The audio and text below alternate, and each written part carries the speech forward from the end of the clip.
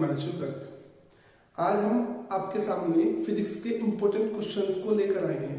जैसे जैसे paper pass आ रहे हैं हम लोगों की टेंशन बढ़ती जा रही है।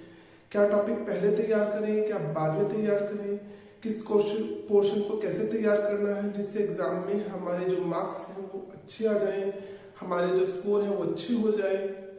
उसके लिए हर बच्चे के मन में टेंशन सी रहती है। टेंशन लेने की कोई जरूरत नहीं है। आज हम आपको थ्योरी के इम्पोर्टेंट क्वेश्चंस बताते हैं जिनको आप तैयार करिए, जिनसे एग्जाम में बहुत सारा पोर्शन आपके सामने होगा। हम यहाँ पर आपको फिजिक्स की 12th क्लास का जो पहला पार्ट है उसने उसको 12 चैप्टर्स में बांटा हुआ है। हम उसके बेस पर आपको यहाँ पर इम्पोर्टेंट क्वेश्चंस बता रहे हैं। शुरुआत करते हैं चैप्टर नंबर 1 से।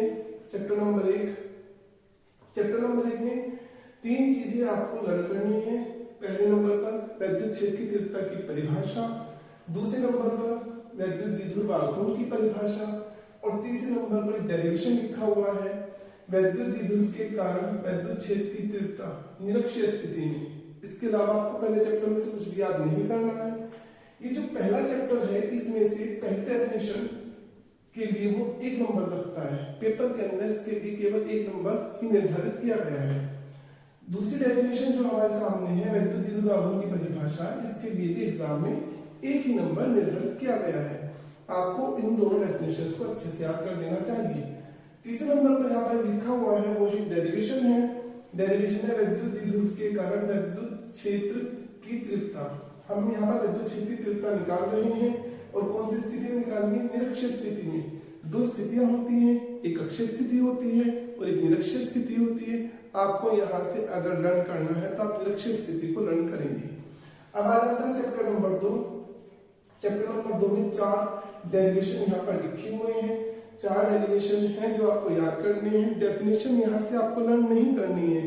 इस बार इसमें से एक डेरिवेशन एग्जाम में जरूर आएगा। यहाँ से ये बहुत इंपॉर्टेंट चैप्टर बन जाता है डेरिवेशन आने के हिसाब से। इसमें कोई भी डेरिवेशन अगर आएगा तो उसके लिए वो जो नंबर रखता है वो 3 नंबर रखता है। इसके लिए भी 3 नंबर, इसके लिए भी 3 नंबर और इसके लिए भी 3 नंबर। इसको एग्जाम में कम पूछा जाता है। अगर पूछा जाएगा तो 3 नंबर इसके लिए भी रख दिया जाएगा। गॉस की प्रमेय का क्वेश्चन कैसे आएगा कि गॉस की प्रमेय लिखिए और उसको सिद्ध कीजिए। 1 नंबर परिमेय लिखने के लिए आएगा और 2 नंबर उसको सिद्ध करने के लिए आएंगे। 3 नंबर में यहाँ पर ये टॉपिक पूछा जाता है। आगे बचे हुए 3 टॉपिक की 3 डेरिवेशन जो है इनके आने के चांसेस ज्यादा होते हैं। ये गॉस की प्रमेय के अनुप्रयोग के नाम से बुक में दिए हुए होते हैं। इसमें से पहले नंबर पे कौन सा टॉपिक आपको याद करना चाहिए? तो उसका जवाब है ये वाला टॉपिक आपको पहले याद करना चाहिए। एक समान रूप से आवेशित गोलीय कोश के कारण विद्युत क्षेत्र की तीव्रता। आपको इसे प्रायोरिटी पे रखना है, पहले नंबर पे आपको उसको याद करना है। अगले चैप्टर से आपको डेरिवेशन तैयार करना है। दूसरे नंबर पर आपको अनंत विस्तार वाला तैयार करना है।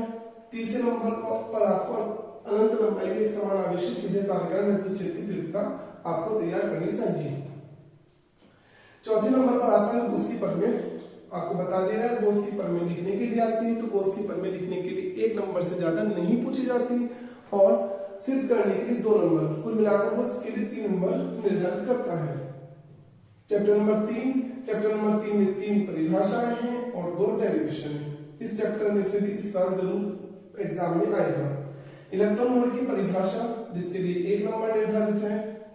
यहाँ पर समविभव पृष्ठ की परिभाषा इसके लिए 1 नंबर निर्धारित है। बहुत इंपॉर्टेंट डेफिनेशन है इस साल के लिए। विभव प्रवणता की परिभाषा ये भी इंपॉर्टेंट है, इसके लिए 1 नंबर निर्धारित है। नीचे बचे हुए 2 डेरिवेशन जो है, पहला डेरिवेशन है वैद्युत द्विध्रुव के कारण वैद्युत विभव। कौन सी स्थिति में? अक्षीय स्थिति में। आपको इसका निरीक्षण स्थिति तैयार नहीं करना है। आपको जो तैयार करना है वो कौन सा करना है? अक्षीय स्थिति वाला तैयार करना है। वैद्युत द्विध्रुव के कारण वैद्युत विभव अक्षीय स्थिति में आपको एग्जाम के लिए प्रिपेयर करना है। ये बहुत इंपॉर्टेंट रहेगा साल के लिए।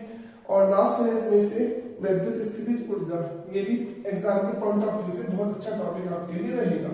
कुल मिलाकर अगर पहले चैप्टर की बात की जाए तो थ्योरी का पोर्शन कम आएगा इस बार। इसमें से चैप्टर नंबर 2 और चैप्टर नंबर 3 इनमें से थ्योरी का पोर्शन ज्यादा आने के चांसेस रहेंगे। अब आ जाते हैं चैप्टर नंबर 4 पर। चैप्टर नंबर 4 में डेफिनेशन के नाम पर केवल एक डेफिनेशन आपको प्रिपेयर करनी है, वो है वैद्युत धारिता की परिभाषा। संधारित्र वैद्युत धारिता की परिभाषा एग्जाम में आ जाती है। इसका मात्रक भी एग्जाम में पूछा जाता है, बीमा भी निकलवा दी जाती है। डेफिनेशन सिर्फ आपको यही याद करनी है। इसके बाद 3 डेरिवेशन है, 1, 2 और 3। इनमें से पहला डेरिवेशन है आवेशित चालक या संधारित्र की स्थिति ऊर्जा। दोनों अलग अलग होते हैं। आवेशित चालक की स्थिति ऊर्जा अलग होती है, आवेशित संधारित्र की स्थिति ऊर्जा अलग होती है। यानी कि फॉर्मूले तो सेम टू सेम है, दोनों डेरिवेशन में फॉर्मूले एक जैसे होंगे, लेकिन उनको करने का जो प्रोसेस है वो अलग अलग है। इसलिए आप ध्यान से पढ़कर के आना कि आवेशित चालक कहा गया है या आवेश संधारित्र कहा गया है। दूसरे नंबर पर आ जाता है चालकों को जोड़ने पर आवेशों का पुनर्वितरण तथा विनिष्ट विभव। ये भी एग्जाम के पॉइंट ऑफ व्यू से अच्छा टॉपिक रहता है, इसको भी आपको तैयार करना चाहिए। इसके लिए 2 नंबर निर्धारित है, इसके लिए 3 नंबर निर्धारित है। अच्छे टॉपिक है ये दोनों।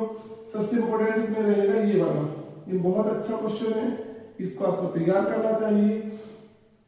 आवेशी समांतर पट संधारित्र प्लेटों के बीच वैद्युत ऊर्जा घनत्व, इसके लिए भी 2 नंबर निर्धारित किए गए हैं। इस बार इसका आने के चांसेस बहुत ज्यादा होंगे, आपको इसको प्रायोरिटी पे रखना होगा।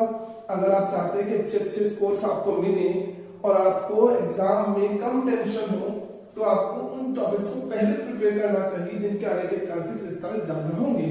चैप्टर नंबर 5 की बात करते हैं। मुक्त इलेक्ट्रॉनों का अनुगमन वेग या प्रवाह वेग, ये दोनों नाम से आता है। मुक्त इलेक्ट्रॉनों का अनुगमन वेग भी आएगा या मुक्त इलेक्ट्रॉनों का प्रवाह वेग आएगा, कंफ्यूज मत होना। अनुगमन वेग को प्रवाह वेग भी कहते हैं और एग्जाम में दोनों नाम से पूछा भी जाता है। अगला टॉपिक है वैद्युत धारा तथा अनुगमन वेग में संबंध। ये बहुत इंपॉर्टेंट है इस साल के हिसाब से दोनों। ये 3 नंबर में आएगा, ये 2 नंबर में आएगा। वैद्युत धारा तथा अनुगमन वेग में संबंध, ये 2 नंबर के लिए टॉपिक है, आप इसे अच्छे से प्रिपेयर करें। 3 नंबर में आएगा इलेक्ट्रॉन अनुगमन वेग सिद्धांत के आधार पर ओम के नियम का अनुगमन। ये बहुत इंपॉर्टेंट टॉपिक है इस साल। इन दोनों में से एक टॉपिक आपको पेपर में जरूर दिखाई देगा। अपवाह वेग की परिभाषा 1 नंबर में आ जाती है, 1 नंबर ही में आप इसको याद करें। चैप्टर नंबर 6 में आ जाते हैं विभवमापी का सिद्धांत। विभवमापी का सिद्धांत जो है ये इस बार आने के चांसेस ज्यादा होंगे, इसके लिए भी लगभग 3 नंबर वो निर्धारित कर देता है। इसमें 2 क्वेश्चन बना देता है, विभवमापी और फिर लिखता है विभवमापी का सिद्धांत। दोनों क्वेश्चन आप प्रिपेयर कर लीजिए। विभवमापी आता है तो 1 नंबर में लिखना होगा, 1 नंबर जितना लिखना होगा। और विभवमापी का सिद्धांत है, उसके लिए डायग्राम है, एक डेरिवेशन टाइप क्वेश्चन बन जाता है, उसके लिए वो 3 नंबर यहाँ पर निर्धारित कर देता है। इसके बाद आता है विभवमापी की वोल्टमीटर से श्रेष्ठता, कि विभवमापी और वोल्टमीटर में जो श्रेष्ठ है वो विभवमापी है। तो उसके लिए आपको 2 रीजन देने होते हैं कि ये श्रेष्ठ क्यों है, किस तरह से श्रेष्ठ है। तो उसके लिए भी वो कितने नंबर रखता है, उसके लिए भी वो 1 नंबर रखता है। अब लास्ट है विभवमापी की सुग्राह्यता, इसके लिए भी उसने 1 नंबर निर्धारित किया हुआ है, 1 नंबर से ज्यादा वो नहीं पूछता है। तो आपको जो याद करने वाला पोर्शन है चैप्टर नंबर 2 डेरिवेशन के हिसाब से बहुत इंपॉर्टेंट है। चैप्टर नंबर 3 भी आप याद करेंगे, चैप्टर नंबर 4 में से भी आपको याद करना है, 5 में से याद करना है, 6 में से बहुत ज्यादा नहीं है इस बार याद करने के लिए, पहले में से भी बहुत ज्यादा आपको लर्न नहीं करना है। तो इस तरह से आपके सामने ही 6 चैप्टर के हमने आपको इम्पोर्टेंट बताए हैं। आज हम आपको 12 चैप्टर के इम्पोर्टेंट बताएंगे। आप इनको पेपर के लिए बहुत अच्छे से प्रिपेयर करें ताकि आपको एग्जाम में टेंशन ना हो। किस टॉपिक को कितना कितना लिखना है वो आपको पहले से ही पता हो, कितना याद करना है, किस डेरिवेशन में कितना टाइम आपको याद करने में लगाना है, वो सब आपको पहले से पता होना चाहिए। बात करते हैं चैप्टर नंबर 7 की। चैप्टर नंबर 7 में हमारे पास पहला टॉपिक है बायो-सैवर्ट का नियम, जो कि पेपर में कम पूछा जाता है। इसको इतना याद करने की जरूरत हमें नहीं होती है। इसके बाद जो अगला टॉपिक होता है वो होता है निर्वात की चुंबकशीलता μ0 तथा निर्वात की विद्युतशीलता ε0 में संबंध, यानी कि μ0 और ε0 में संबंध। एग्जाम के अंदर μ0 और ε0 में संबंध कई तरह से पूछा जाता है। 1 नंबर में ऑब्जेक्टिव में भी आ जाता है और 2 नंबर में इनको संबंध बनाने के लिए भी बता दिया जाता है कि μ0 और ε0 में संबंध स्थापित कीजिए। तीसरे नंबर पर हमारे सामने परिमित लंबाई के ऋजुरेखीय धारावाही चालक के कारण चुंबकीय क्षेत्र। ये टॉपिक पेपर में 3 नंबर में आएगा। परिमित लंबाई के कारण ऋजु रेखीय धारावाही चालक के कारण उत्पन्न चुंबकीय क्षेत्र। ये टॉपिक आपको जरूर याद करना है, 3 नंबर में आएगा। अच्छा स्कोर बनाने के लिए इस तरह के डेरिवेशन को आपको छोड़कर नहीं जाना चाहिए। इसके बाद आता है धारावाही वर्ताकार लूप अथवा कुंडली के केंद्र पर उत्पन्न चुंबकीय क्षेत्र। ये टॉपिक भी पेपर के लिए बहुत इंपॉर्टेंट है, लेकिन ये टॉपिक 2 नंबर में आएगा। ये वाला टॉपिक 2 नंबर में आना है, ये वाला टॉपिक 2 नंबर में आना है और ये वाला टॉपिक 3 नंबर में आएगा। आपको प्रायोरिटी पर इन्हीं टॉपिक्स को रखना है। 5 टॉपिक मैंने यहाँ पर लिखे हैं आपके सामने, 5 डेरिवेशन कह लीजिए आप इनको। इनमें से आपको 2-2 नंबर में 2 करने हैं। इन दोनों में से एक इस साल जरूर आएगा और एक आपका आएगा परिमित लंबाई के ऋजु रेखीय धारावाही चालक के कारण उत्पन्न चुंबकीय क्षेत्र। अब आ जाता है हमारे सामने चैप्टर नंबर 8। चैप्टर नंबर 8 में डेफिनेशन और डेरिवेशन बहुत ज्यादा नहीं है। एक डेरिवेशन आपको याद करना है, एक डेफिनेशन याद करनी है और 2 कंडीशंस याद रखनी है। ये जो डेरिवेशन होगा ये मैक्सिमम 3 मार्क्स में आएगा, ये डेफिनेशन मैक्सिमम 1 मार्क्स में आएगी और ये जो धारामापी का एमीटर में रूपांतरण और धारामापी का वोल्टमीटर में रूपांतरण है ये भी 1 नंबर में आएगा। दोबारा समझ लेते हैं। एक समान चुंबकीय क्षेत्र में धारावाही लूप पर बलून का आघूर्ण मैक्सिमम आपके सामने 3 नंबर से ज्यादा एग्जाम में नहीं पूछा जाएगा।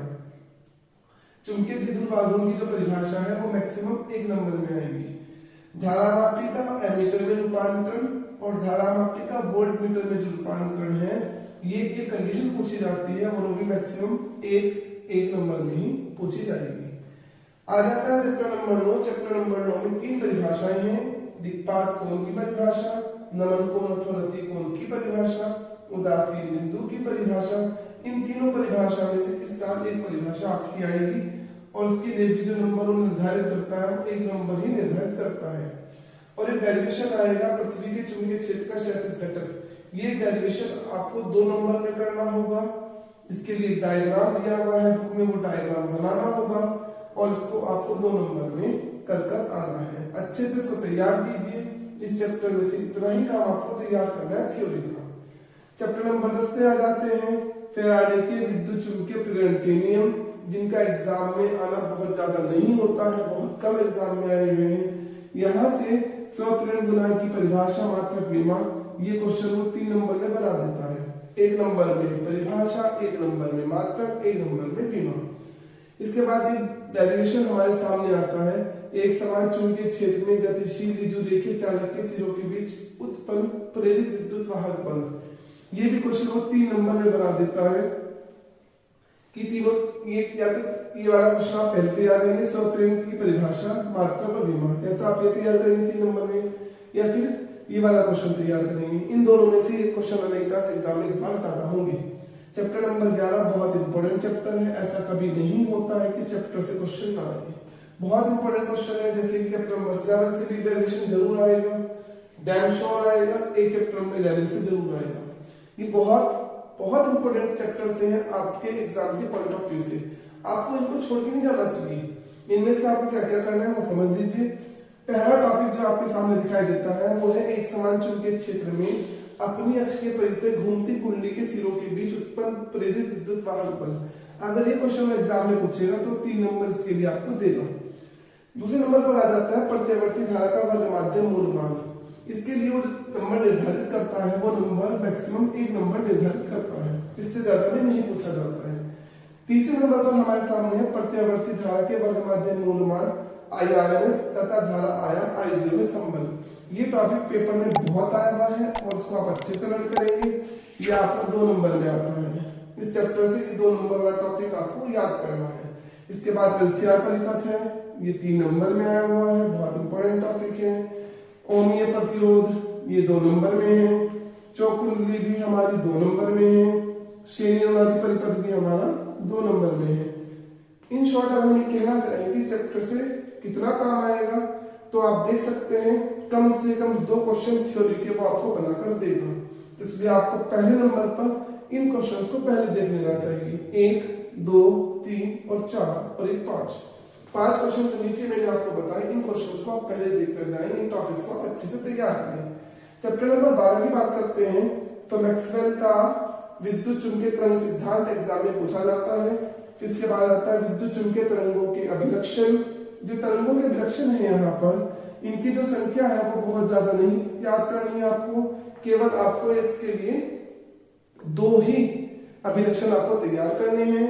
लास्ट है विद्युत चुंबकीय स्पेक्ट्रम, इसके लिए उसने डायग्राम बुक में ड्रॉ किया हुआ है, उस डायग्राम के हिसाब से क्वेश्चन को तैयार करता है।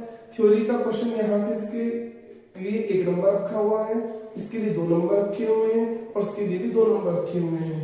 इसके लिए 2 मार्क्स, इसके लिए भी 2 मार्क्स और इसके लिए भी 2 मार्क्स। एग्जाम में इस चैप्टर से भी क्वेश्चन जरूर आता है। कुल मिलाकर अगर हम बात करें तो ये 3 चैप्टर जो है वो बहुत ही इंपॉर्टेंट होते हैं। यहाँ से अगर हम इन 3 चैप्टर्स में से बात करें तो सबसे ज्यादा इंपॉर्टेंट चैप्टर नंबर 7 है। जितनी बात हम आपको बता रहे हैं ये थ्योरी के हिसाब से इंपॉर्टेंट है। कुमार मित्तल की बुक में जो दिया हुआ है वो डिस्ट्रीब्यूशन चैप्टर 12 में किया हुआ है।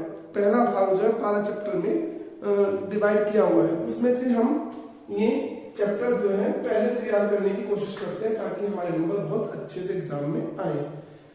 अब आप ये देखिए कि फ्यूचर में एग्जाम जब भी आपका हो तो लिखने का जो आपका तरीका हो वो ऐसा होना चाहिए बहुत इंप्रेसिव सा, जिससे टीचर्स को लगे कि हाँ जी बच्चा बहुत नॉलेज वाला है, बहुत अच्छा सा लिख सकता है, डेरिवेशन बहुत अच्छे से एक्सप्लेन कर सकता है।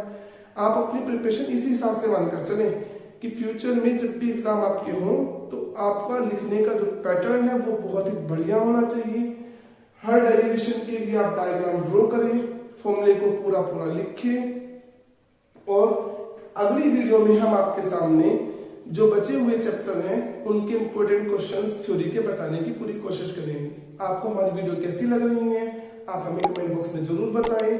आपकी सुविधा के लिए हम उसमें और ज्यादा परिवर्तन करने की कोशिश करेंगे ताकि आपको फ्यूचर में कोई भी प्रॉब्लम उसके लिए ना हो।